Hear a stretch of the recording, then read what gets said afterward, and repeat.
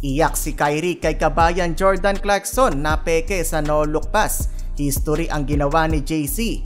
Unang naka-triple-double sa Utah in 16 years. Tulala na lang si Luka Doncic. Jazz laban sa Mavericks. Magandang balita mga idol. Balik laro na ulit ang superstar ng Dallas na si Uncle Drew, Kyrie Irving. Para naman sa Utah, good news din dahil balik na ang kanilang mga main star tulad ni Markkanen, Olynyk at ang ating kabayan na si Jordan Clarkson. Opening quarter si Kyrie kaagad ang unang nakascore para sa Dallas. Mainit na simula naman para kay Simon Fontecchio ng Jazz. Dalawang sunod na 3-pointer may end one play pa kontra kay Kyrie. Unstoppable naman ang step back neto ni Luka Doncic. Patawa-tawa pa nga mga idol kada pumapasok ang kanyang tira. Pagpasok ni kabayan Jordan Clarkson, laking impact agad ang ginawa. Ganda ng kanyang mga pasa kay Markkanen. Bam sabay step back J mula kay Clarkson.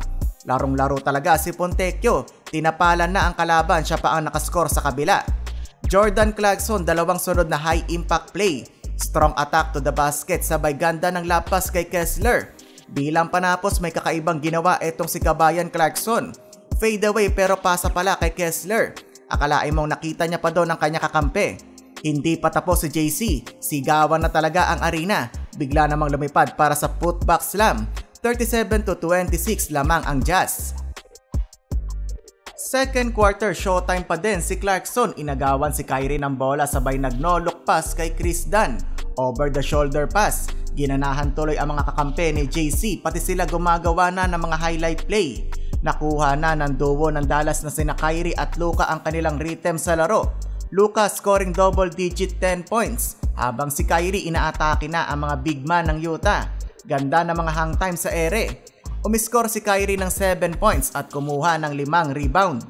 Nilamig ang shooting ng Jazz beyond the arc, shooting only 10%. Abante ng 7 ang Utah sa unang dalawang quarter.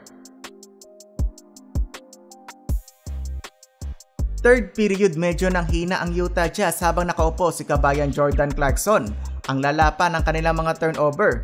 Nag-init naman si Jaden Hardy para sa Dallas. Mala Damian Lillard ang mga step back 3 ni Hardy.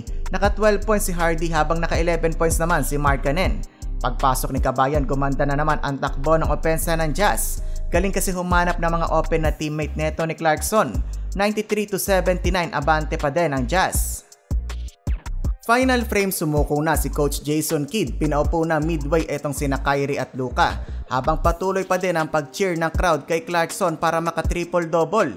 Isang rebound na lang kasi ang kailangan ni kabayan. Ito pala kasi mga idol ang first triple-double ng Jazz in 16 years. Palakpakan ng crowd na makuha ni JC ang rebound. Huli nangyari ang triple-double ay noong 2008 pa. Tuwang-tuwa si Clarkson habang tulala naman si Luka. Panalo ang Utah Jazz. Clarkson 20 points, 10 rebounds at 11 assists.